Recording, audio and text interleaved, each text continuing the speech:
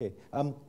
So two interesting things happened to me in the last couple of weeks. As I was putting together this presentation that I'm going to deliver to you today, I was looking up some information about Lustre and some of the key metrics for some of the sites that I'm going to talk about, and I came across one of the storage industry analysts' websites that was describing CFS as not a real company, that it was just a little research institute and it didn't really make real products. And I thought that that was really quite humorous, because I'll point out a number of the things that this not real company has achieved before joining Sun.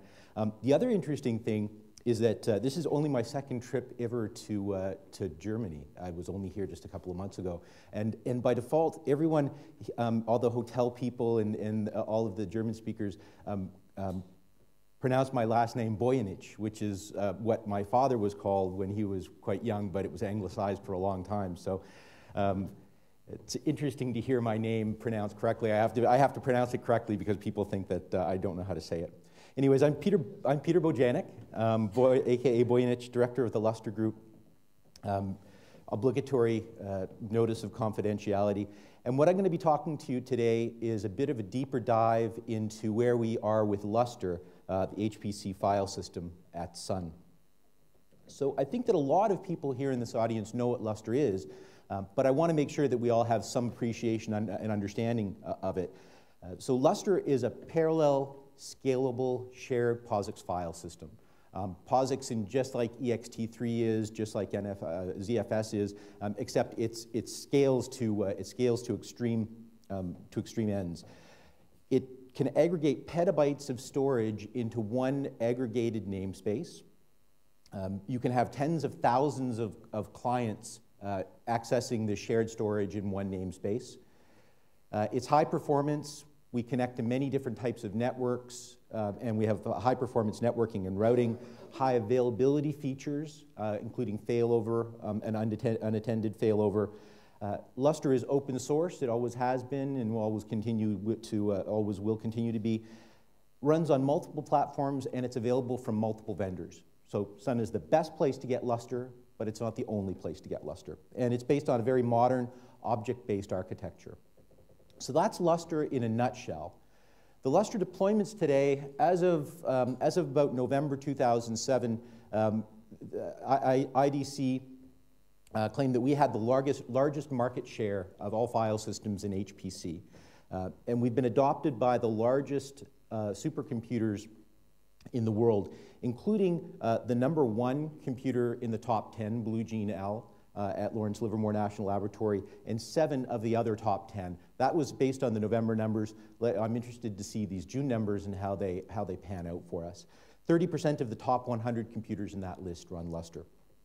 So all of a sudden, I'm starting to see that this company that wasn't really real has actually accomplished quite a lot, including most of these partnerships were in place by CFS, and we brought these partnerships over to Sun and fully embrace them and honor them. So Bull and Cray, DDN, SGI, all of these companies are still very strong partners of ours, continue to integrate solutions based on Lustre and other open source technology.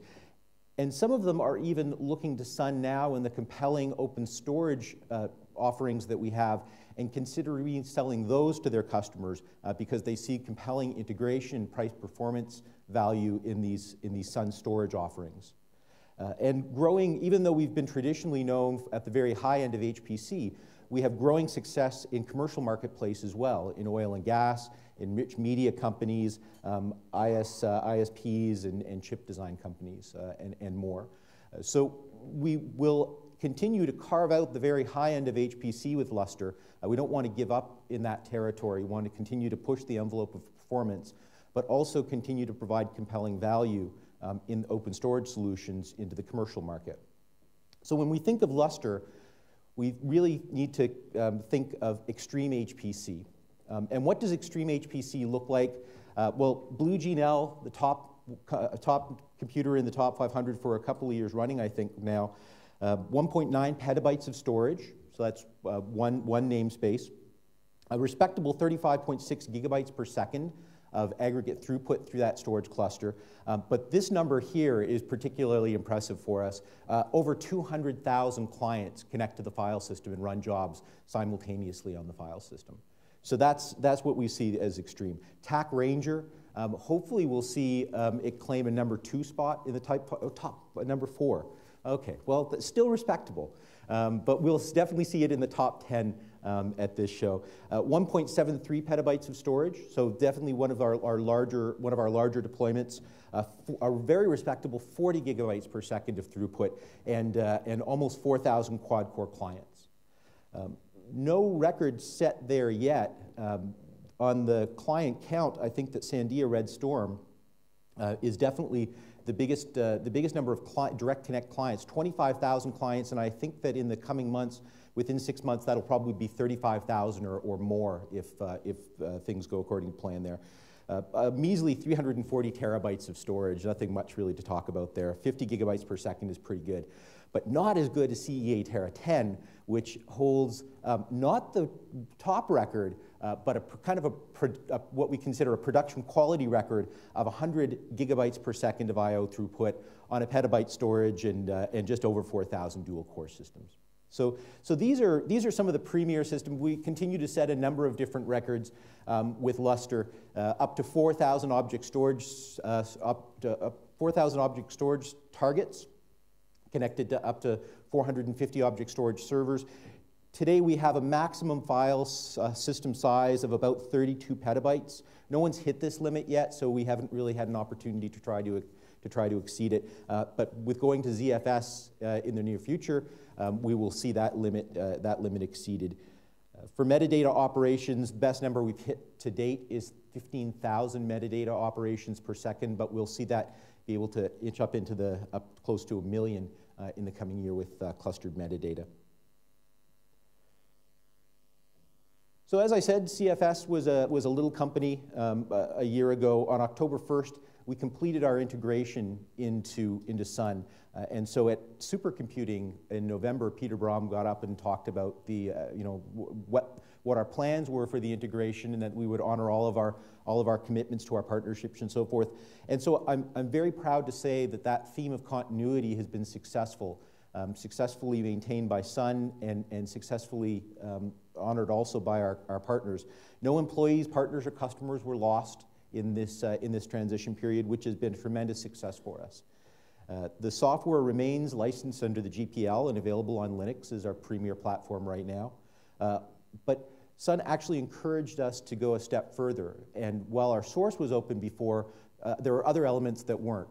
And since we've joined Sun, we've also published all of our design material. Is available through the Lustre community websites. Our CVS source code repository is now open, so you can grab the latest source code right from CVS with an anonymous checkout. And even our internals course is open and available on the lustre.org website. It was a course that we've taught only a couple of times, but provides some valuable information into understanding how Lustre works. And all of our architectural discussions with Peter Bojanic, who remains our lead architect, and a number of our senior engineers, all these discussions happen out in the open now on Lustre Devel. So Lustre is even more open than when it was strictly under CFS. And not only do we honor our existing partnerships, we've continued to grow partnerships. So we've seen new relationships and new partnerships forming with companies to provide to resell Sun equipment, to integrate Lustre in with their hardware platforms and sell to customers, and then also to augment our service and support capabilities to make Lustre even more successful out in the field, even working with Sun customers. So turning to the Lustre roadmap, I will talk about each of these in a little bit more detail, but this fall we'll see Lustre 1.8 come out. This is a small feature maintenance release that introduces improved recovery. Lustre 2.0 will be a major new release coming out at the end of the year. Lustre 3.0 next summer will introduce our Solaris and DMU servers. And Lustre 4.0, a little bit less precise around specifically what we're going to be delivering in that time frame and in that release, but the summer of 2010 is what we're currently considering. Lustre releases in the past, people who have known us for a long time know that we've jammed a lot into maintenance releases and into dot releases. I think Lustre 1.4 has been the kind of the production release for 2.5 years before we put out Lustre 1.6, maybe even longer. So we've shifted to a more traditional release taxonomy. We'll be incrementing that first digit a lot more frequently, and reserving the dot releases just for feature enhancements, and maintenance releases strictly when the third digit increments. So the importance here is that customers and partners alike will be able to better understand when we talk about release numbers and what's going into release numbers, kind of how big or how risky those types of changes will be. And we hope that this numbering will make it a lot clearer for everybody. So Lustre 1.8, which is coming out this fall, will introduce a modest set of new features. The idea here is that the customers like Livermore and Cray customers who are running some really big computers will be able to adopt these releases a lot more readily. TACC will be able to contemplate a release moving to a release like this when there's fewer features that they have to test in their environment. So we'll improve recovery. Protocol interoperability will introduce between the current generation of Lustre and the next generation of Lustre, which will be released in Lustre 2.0. We need to make sure that you can do these rolling upgrades. On these enormous storage clusters, you can't just turn them off and reboot them and upgrade. You actually have to keep them going, clients and servers alike, and do these rolling upgrades. Service tag support, so you'll be able to optionally register your Lustre installation and get some service and support options. And this will be based on the existing code base that Lustre 1.6 is running today. It will not be based on the new code base, which is coming out in Lustre 2.0.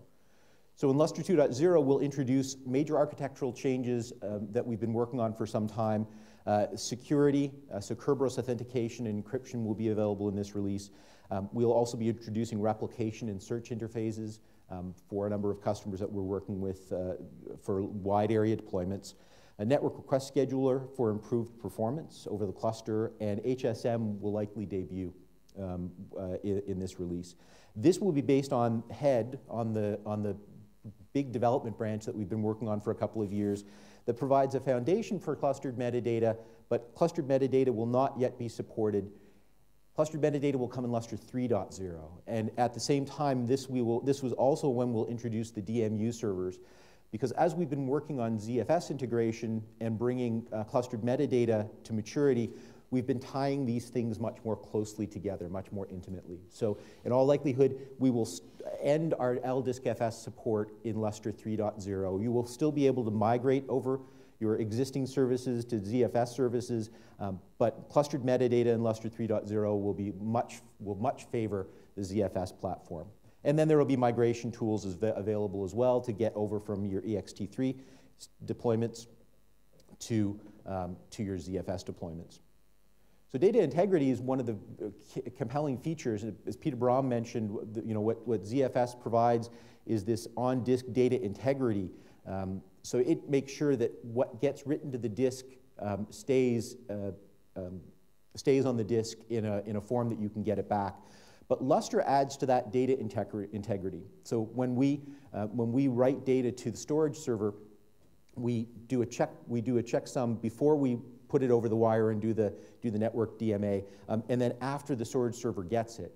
And this was a very important feature that we introduced some time ago to some leading customers. It just rolled out in Lustre 1.6.5. It's turned on by default, because we found that there were inexplicable data corruptions landing on people's disks.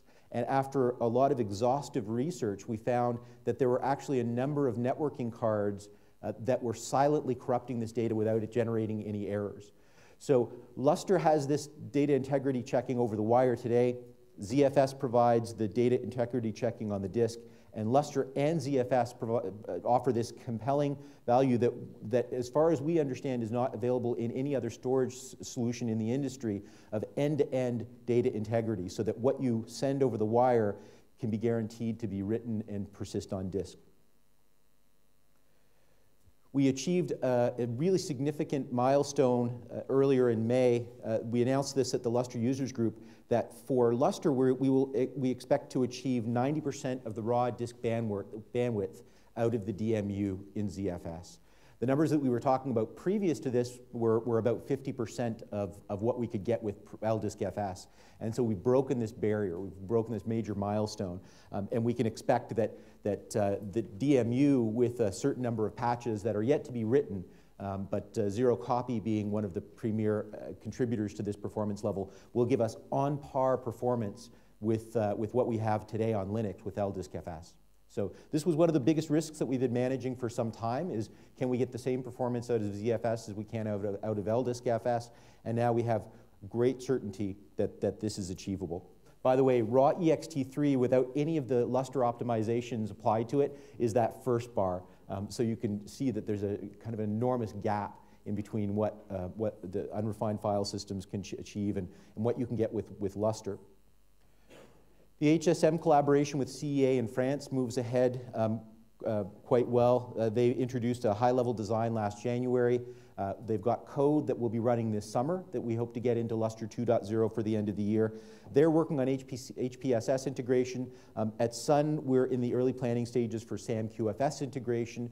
You can archive to SAM today, but it's more of a data mover type thing. Between Lustre and SAM QFS, we will have a much tighter integration with this HSM feature. And discussions are underway with SGI for DMF integration. Lustre-pNFS was introduced by Peter Bojanic in his talk. We will be, so we see pNFS as essential for the enterprise. It's what's going to bring Lustre into commercial deployments. Not every platform can run the native Lustre client.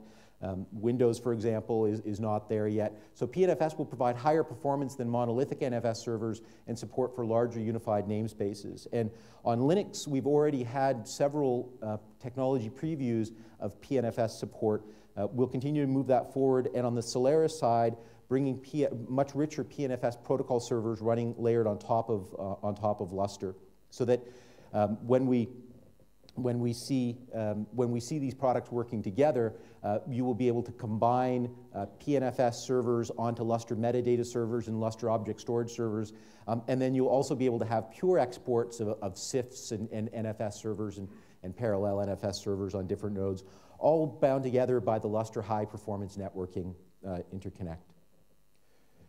For clients, the pNFS client for Windows, that's our parallel CIFS exports for Windows, is under early customer evaluation presently.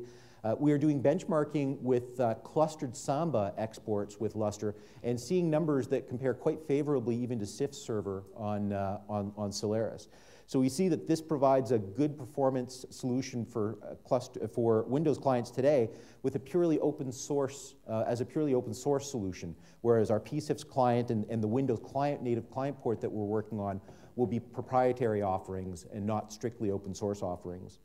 A Solaris client port is in the early planning stages, and a client portability library that enables this client porting to Solaris and to Windows and potentially to other operating systems as well is in the works. As we continue to push the limits of Lustre performance, the networking request scheduler will allow us to achieve higher I/O throughput and better coordination of I/O across the cluster. Flash cache gives us optimized performance using new flash technology that's coming available from Sun and from other vendors. And the client metadata write-back cache, which is looking like 2010 timeframe, will bring near local file system performance to Lustre clients.